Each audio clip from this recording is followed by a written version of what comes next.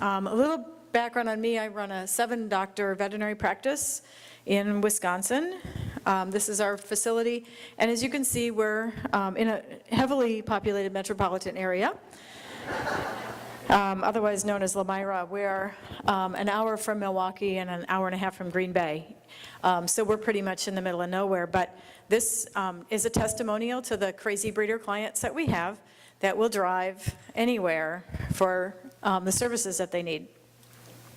As our speaker yesterday talked about, raising children is also about raising animals, and this picture with my kids and the corgis and the sheep was from 1999, so that's not anything real recent. My son got married 4 years ago. That's his picture in the bottom. So our kids have grown up with these animals, and as you can see, I raise corgis. So I'm going to talk about some kind of basic principles here and see if we can kind of come together with this. First of all, good dogs come from good dogs. I think we can all pretty well agree on that. Here's some of my good dogs. This is one of my little gals. Number 2, there is no perfect dog. If we're going to breed dogs, we're inherently going to have to use dogs that have some kind of a genetic problem, inherently. Every dog has genetic DNA that's a skeleton in their closet. Third, there's not a test for every genetic disease, and there probably never will be for everything. Phenotype tests, like Dr. Smith talked about, are the ones that you can see. That's the heart, the eyes, the hips, those kinds of things that are evaluated on the visual exam, and then the genotype tests are the DNA tests, like PRA and DM. Is it better there? Okay. Okay, DNA screening will help us to prevent producing puppies that are afflicted with disorders that we can test for. But if we avoid only that part of the iceberg, there's a whole lot of genetic material that's hidden underneath that's going to create a lot of problems for us. So we can't go along with our breeding programs and only use DNA testing when we're doing this. So all these great DNA tests that are coming along are going to be wonderful, but there's a limit to what we can use. The other thing is there's probably genetic disorders out there that we don't even recognize are genetic. This is a Boston Terrier, and next to her is her uterus that was taken out at her pyometra spay. Now, who in this room thinks pyometra is a genetic disorder? Okay, well, I think you might be wrong, because when you look at the data, you can find a paper that was published in 2012 from the International Symposium for Canine and Feline Reproduction that shows the incidence of pyometra by breed. Bernese Mountain Dogs, 68% end up with pyometra if they're not spayed. All the top 5 dogs are giant Mastiff type dogs. So obviously somewhere in the background there was something that came down genetically in that group of dogs that predisposes them to whatever causes pyometra, cystic endometrial hyperplasia, or whatever else that it might happen to be. How about parvovirus? Anybody familiar with parvovirus? Yeah, is that genetic? It could be. Rottweilers and pit bull terriers, right? It's not that Rottweiler breeders and people with pit bull terriers don't vaccinate their dogs for parvo, but those dogs seem to be increased in their vulnerability to that virus. So I think there are things that right now we're not even thinking about being genetic. So that's the lawyer part of me. I'm going to throw this out and just make sure that when you start guaranteeing some of the things that you promise you're going to guarantee, that 10 years from now you're not going to regret some of those decisions that you're guaranteeing, because are you going to be able to guarantee that she's not going to end up with a pyometra? And is that going to be proven to be genetic? So I want you to think a little bit differently about some of these things. Okay, purebred dogs have their gene pools limited to the dogs that were the founders of the breed. So all the genes that you have right now in your breed are all you're ever going to have. That's a problem. We're never going to have it getting bigger. There's not any more diversity coming into our breeds unless there's a mutation, and mutations don't happen often, and when they do happen, they're often undesirable. So the stud book being closed means that genes that are lost because of genetic drift or deliberate decisions not to use those dogs in our breeding programs means that we're going to lose genetic diversity. So here we have Lady and the Tramp. She was infusing a little genetic diversity into her line. don't we think? Yeah.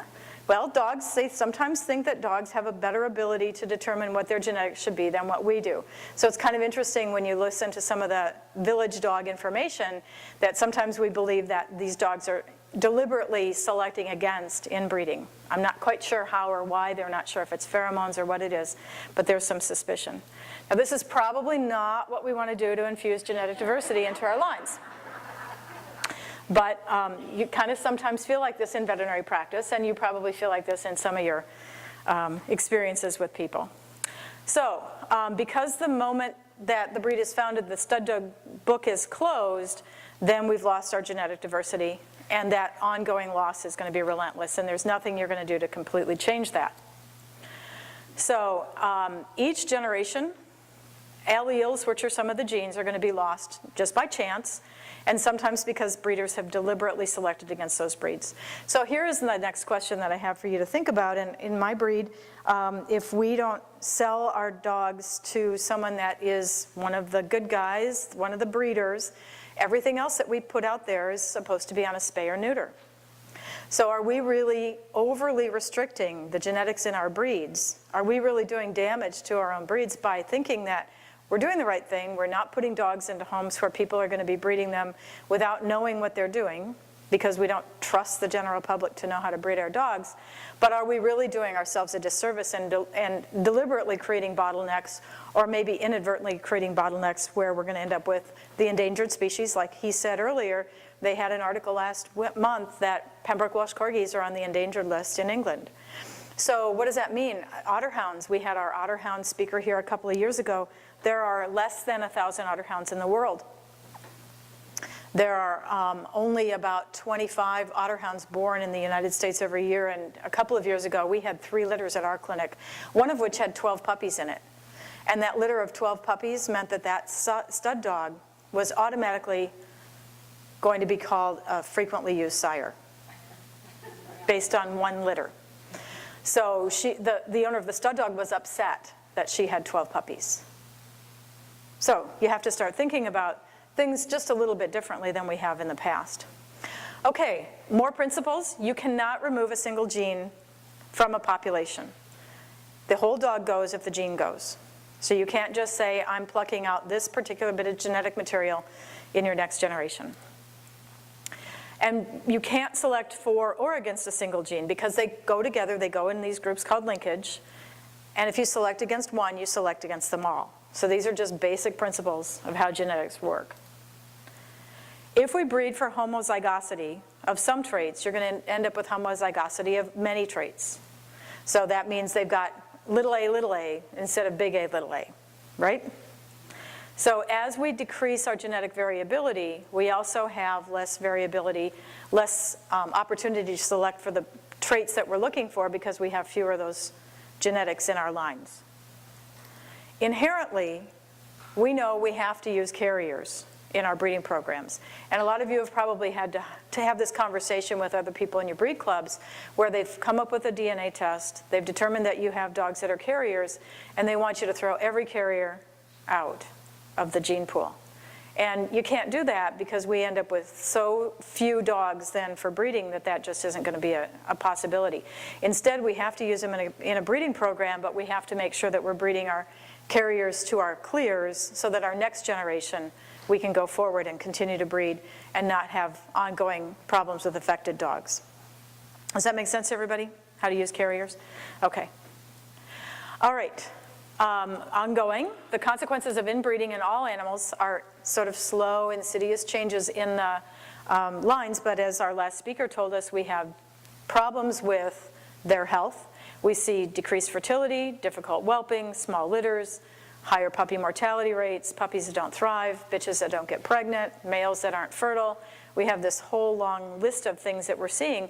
So in the short term of trying to get dogs that we want the traits of, inadvertently we've bred for more homozygous traits and end up with decreased health and decreased fitness. So this diagram kind of shows this, and this is from a website that was done by Carol Bouchard. on canine genetics. So she's got a really nice program out there if anybody's interested in learning more about genetics, but it helps you to see where a small population creates more inbreeding, more genetic drift, which loses more variability, and then lower reproduction, and it's just a vicious cycle that we end up with even a smaller population. So genetically healthy dogs should get pregnant if they're mated. We shouldn't have to do surgical breedings to get everybody pregnant. We should have big litters of puppies. We shouldn't have to tube feed everybody. We shouldn't have to struggle with this, but invariably we do. As veterinarians we do, as breeders we do, because you're not just going to let your puppies die. But we sometimes have backed ourselves into the corner of having lines of dogs that aren't as vigorous as they used to be. This is a litter of 13 bull mastiff puppies. So the mutations of dominant genes that are removed from the population will reduce fitness. And when we see those mutations, if they don't have an effect, it's probably because they're heterozygous for that trait. If they're homozygous, you're going to see the effect of those recessive alleles. And if the rare alleles are not removed, then they're inherited from one generation to the next, and that's when we start to see problems. So the frequently used sire syndrome is happening when we use the most popular dog. He just won the national, or he just won the field trial, whatever it happens to be, and then that sire gets used disproportionately, and you end up with more and more copies of genetic material that may have an error in it. As a result, then we start to see problems in the breed. So the frequently used sire now will create that a rare mutation becomes more common. Its frequency in the population increases, and we start to see more copies of the homozygous allele. They're no longer silent. They're no longer masked by the heterozygous nature of it. So things don't just suddenly appear. Genetic disorders just don't suddenly appear. It's not a mutation that just came out of nowhere, but rather it's something that we have inadvertently created by breeding fewer and fewer genetically diverse dogs. So if we use the DNA test to try and remove the disease genes from the breed, we're not going to make our dogs healthier. The genes we test for are only a tiny little bit of what we know. Even though we have more tests coming, there's still a tiny little number, and we're just testing for a very small number. So the larger list of defects that we don't know are hidden until we unmask them. We're going to see our breeds continuing to lose genes for every generation, either because we've selected against it or because of a mistake, until the gene pool no longer has the genes necessary to build a healthy, purebred dog. So at this point, the breed might look great, but we're going to start to suffer the ill effects of genetic impoverishment, such as inbreeding depression, diseases caused by recessive alleles, increased risk of cancer, and a number of other disorders. So this causes the inbreeding depression that we've talked about, and the higher the inbreeding, the lower the level of fitness. And fitness is defined as a measure of an animal's ability to produce offspring that can contribute genetically to the next generation. So there's a couple ways to manage inbreeding. This is one direction that you can inbreed, is you can have your gene pool become smaller and smaller. But another way that you can do it is to set up multiple small inbreeding colonies that then you can outcross and create some genetic diversity. So this can require the use of a geneticist to figure some of these things out. The health of individual dogs cannot be improved without improving the genetic health of the breed. So we really have to look at this from a more global perspective than just what we're doing at our own homes. Population genetics provide tools for the genetic management of breeds or other groups of animals, and breeders can improve the health of the breed if they breed and understand the use of the tests correctly. But like I said, a single breeder all by themselves is not going to be able to make progress toward improving the health of a breed. Now remember, environment is not accounted for in some of these schemes. So when we talk about phenotypes, we are talking about how a gene is expressed based on the gene plus the environment. So if you have a small puppy that gains weight too quickly, they put weight too early on, and they're too heavy in their whelping box surface is slippery, they may end up developing hip dysplasia more than they would have based on their genes because of their environment. So those environmental causes have to be factored in.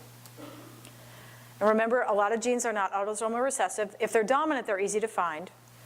Many are autosomal recessive, which is where you go to the Punnett square of the big A, little a. Some are incompletely dominant, so you may have genes that don't express themselves under certain circumstances. And a lot of traits are quantitative, and that's one of the things that we're going to hear about with what Pat's talking about is a quantitative test, which is going to be the dog's a little bigger, the dog's a little longer, the dog's a little shorter, the ears are a little bigger. Those are all bell-shaped curve kinds of traits. You don't have a dog with or without ears, you have dogs with little ears and dogs with big ears. So heritability is the only variation in the phenotype that results. Heritability is the variation in the phenotype that results from only the effect of the genes, and that can be anywhere from 0 to 100%. Knowing if you've got a heritability trait or not is useful. The lower the heritability, the more difficult it is for you to breed away from that trait.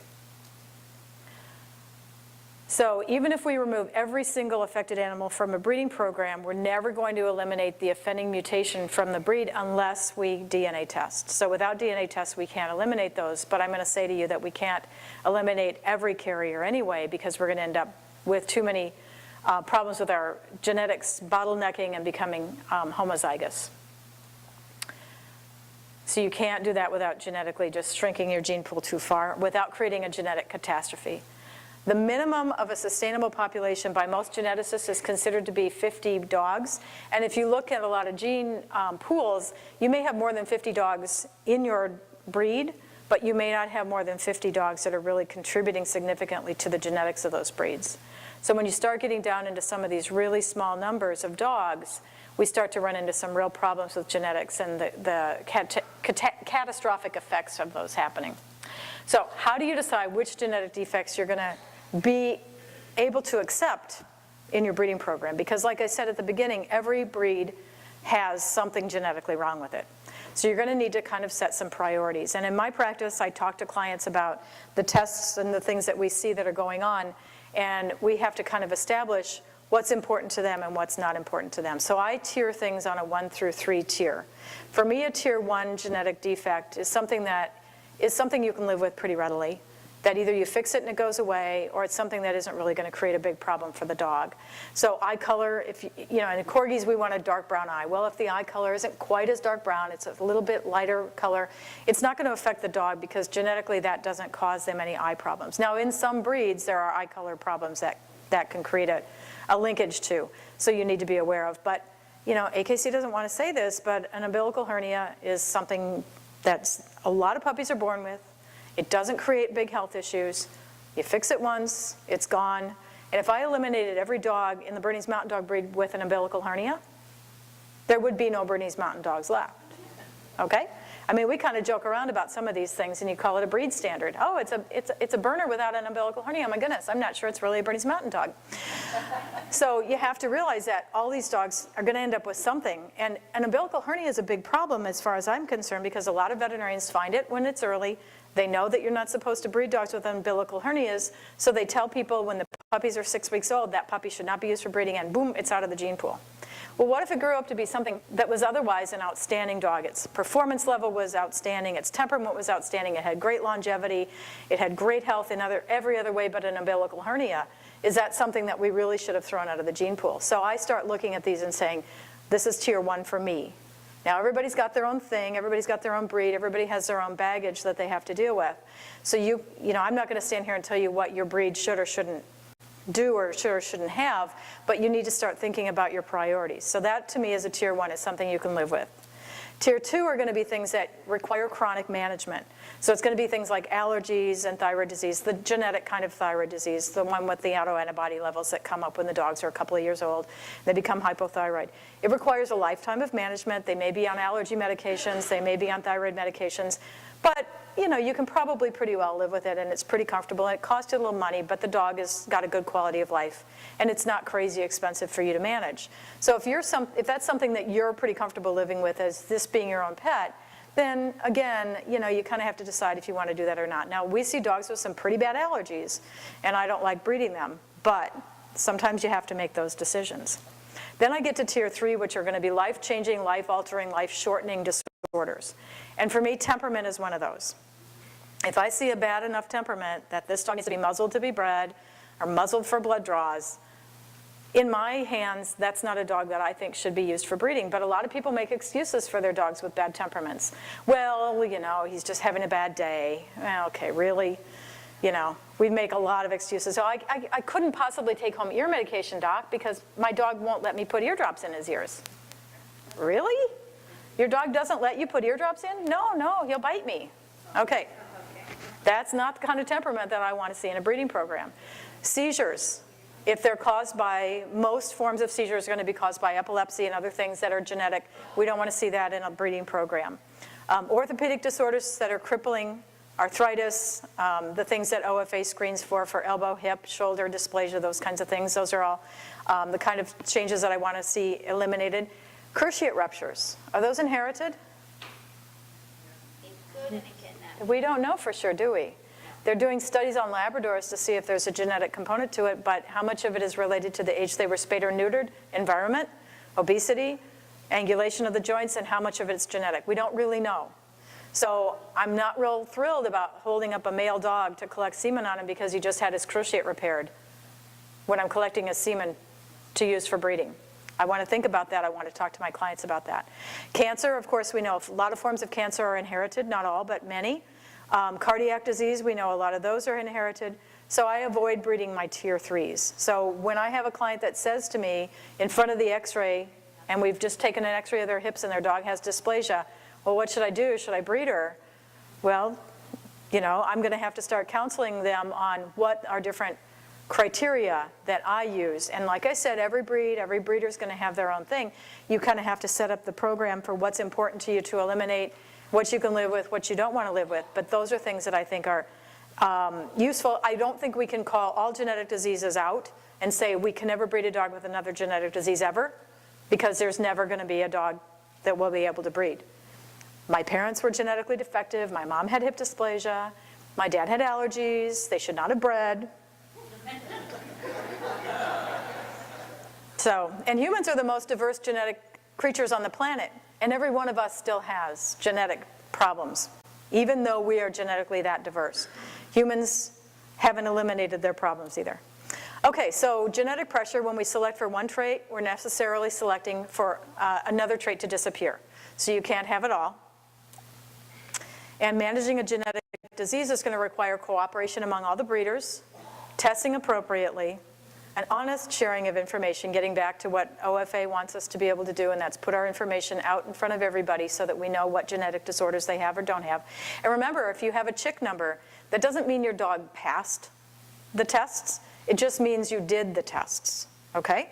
So a dog can have a chick number and not pass OFA, but at least you did the test. So it's going to require transparency in our breeding programs. Breed clubs are going to need to develop breeding strategies. They're going to need to understand the inheritance patterns of disorders, and some inheritance patterns are still really unknown. We're going to need funding to develop new tests, and I know these companies are coming up with great tests, and it's really wonderful, and I think we're going to need to consult with geneticists in our breed clubs, because I'm not a geneticist, a lot of people aren't, and in our breed clubs, we're ending up with decision making on some of these things without the right input. So you know how it is working with a breed club, right? Yeah, that's how it looks most of the time.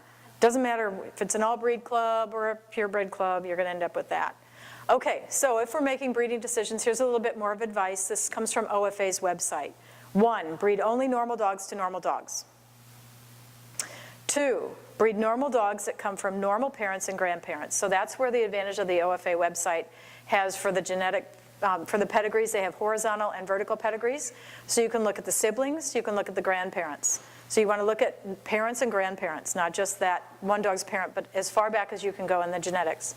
Breed normal dogs that have greater than 75% normal siblings. Select a dog with a record of producing higher than breed average percentage of normal progeny. So that's, again, going to require that you have quite a few breedings of that sire to know that. You may never find that on a bitch because she may just not have had enough puppies. And you want to choose replacement animals that exceed breed averages. So earlier today we talked about EIC, exercise-induced collapse in Labradors, and the lean Mac dog. Lean Mac is in every dog, every field dog Labrador's pedigree I've ever seen, somewhere back there. Lean Mac had an enormous impact on the breed. That's why we see as much EIC as we do. So those are the things you want to keep in mind, is we want to be breeding normal dogs and looking at siblings and parents and grandparents. We need to avoid our frequently used sire program. We want to include only dogs that don't have serious genetic problems in our gene pool. And DNA tests should not be performed for the sole purpose of removing a gene from the gene pool, but instead to allow the breeding of carrier dogs. DNA tests should definitely be used in a breeding program, but not to throw dogs out of the gene pool, but rather to selectively use our carrier dogs in our breedings. We talked yesterday about the estimated breeding values, and I don't see any reason to repeat that because the information yesterday was very good. And then I just want to mention a little bit about coefficient of inbreeding. This is a pretty complicated subject to try and cover in a short period of time. It's best calculated by a breeding or a computer program, but a lot of people will come in and say, well, you know, is this too close? Is this COI too close? A parent to child breeding is going to be 25% or 0.25 of the same common DNA. A grandfather-granddaughter breeding is going to be 12.5% or 0.0125. This is what it looks like in some people's gene pools.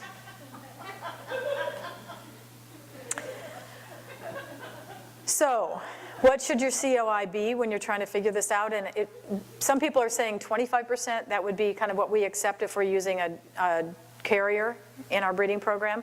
But you can aim for something lower. You can aim for something 10% or lower. And like I said, DNA tests can only remove the autosomal recessive genes from the gene pool. But the coefficient of inbreeding is a very powerful tool. It can be used in a lot of really good ways to try and decrease the reduction in fitness and to try and decrease the incidence of genetic disease. But it needs to be used carefully, that balance the benefit and the dangers, because inbreeding can also be a powerful tool positively.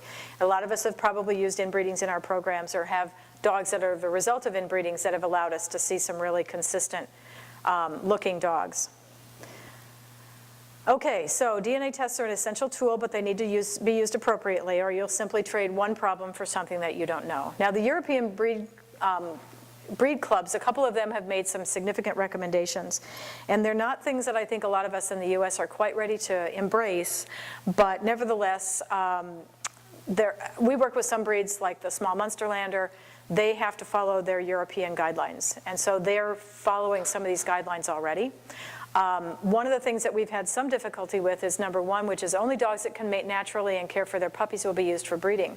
So sometimes that's been extended to the implication that we can't do an AI on the dog. We're trying to ship semen from one country to another, and it doesn't mean those two dogs couldn't have mated naturally. It's just if one's in Germany and one's in Wisconsin, a natural mating is going to be pretty difficult to do. Yes?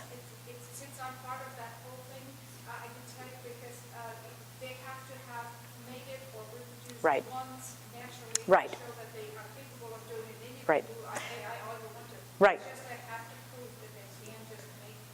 Right, right. So they will allow it, but sometimes the interpretation gets lost. So what you're explaining is absolutely correct, but sometimes the interpretation gets lost. And if it's the first time the bitch has ever been bred and we're wanting to import semen, we have a problem. So that's a concern. We've tried to time bitches to get them in heat when they're in Germany for a field event. And let me tell you, that's a real challenge to try and get her to ovulate on the day that she's not competing before she gets on the plane to come home the next day. It's tough. Okay, at least 50% of the breed's gene pool should remain in a breeding program. Now, how many of us are doing that? No.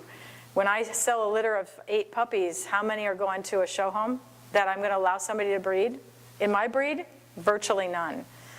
Different breeds have different criteria, but in my breed, you get ostracized for selling people that are outside your inner circle breeding dogs. 3, dogs with genetic disorders that have a severe impact on the well-being of the dog should not be bred. Well, that's pretty logical. I think that's a good one. 4, DNA tests should not be performed for the purpose of removing a gene from the gene pool, but instead to allow the breeding of carrier dogs. Okay, that's pretty cool. 5, the lifetime number of progeny an individual produces should not exceed 5% of the puppies produced over one generation in the breed's 5-year cycle, and the offspring of the male should be divided as evenly as possible over the years. So that's where we got the Otterhound 12 puppy thing. They weren't happy because they had too many puppies in too short a period of time. 6, mating first-degree relatives is prohibited. So that means no father-daughter, no brother-sister. An individual dog should not appear more than one time in the first 3 generations of a pedigree. So when you do your little colored pedigrees and you're trying to keep track of all, how many times that dog showed up in the back of a pedigree, shouldn't be in the first 3 generations. And the ancestor loss coefficient in 4 generations should be greater than 90% so that you have some diversity. 7, if the effective population size of a breed is less than 50, the genetic diversity of the breed should be increased through breed crosses or introduction of native dogs. Not quite sure how we feel about that. Pretty sure there's some people that have done that somewhere back in some of the breeds. You hear things every now and then about the poodle that got thrown in with the Irish Water Spaniel because they needed a little more curly coat, or the St. Bernard that got thrown in with a Malamute because they needed a little more size, a little more bone. Those are the rumors that circulate, but I don't know that that really goes on. Do we? Yes? One of our mothers was the breed of Shetland sheepdogs, and Shetland sheepdog contains 50% collie blood. Yeah, Shetland sheepdog contains 50% collie blood. Interesting. A number of years ago, they were trying to breed boxers with a bobtail. So in England, there was a geneticist that was allowed to breed Pembroke Welsh Corgis with boxers. And in 4 generations, they were allowed to register them as purebred boxers. So they ended up with natural bobtails. So it goes on. If you're not a geneticist, I don't think they were going to let you do that, but apparently he had some kind of an in. And then estimated breeding values should be used to increase the efficiency of selection against genetic disorders. So we can use that information, like we said, from yesterday. So in summary, improving the health of purebred dogs can be done by breeders, and the health of individual dogs is inextricably linked to the health of the breed's gene pool. Protecting and, when possible, improving the genetic diversity of the breed must be the central and most important goal of a breeding strategy if dog breeds are to be bred sustainably into the future. So I think we need to look really quite seriously at how some of our genetics are working. Like I said, Carol Bouchard put together a lot of information from the Institute of Canine Biology. These are courses you can take online. They're really good courses.